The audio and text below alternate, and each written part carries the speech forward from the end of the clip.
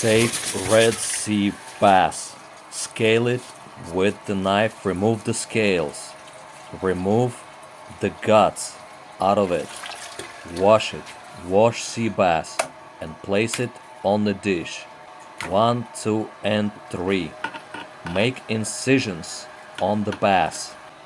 Spice it up with fish spice thoroughly from all sides.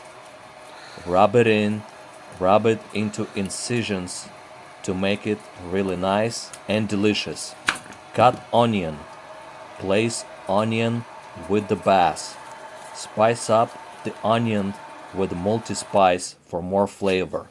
Into the oven, 200 degrees for 30 minutes, then turn it off for 10 minutes.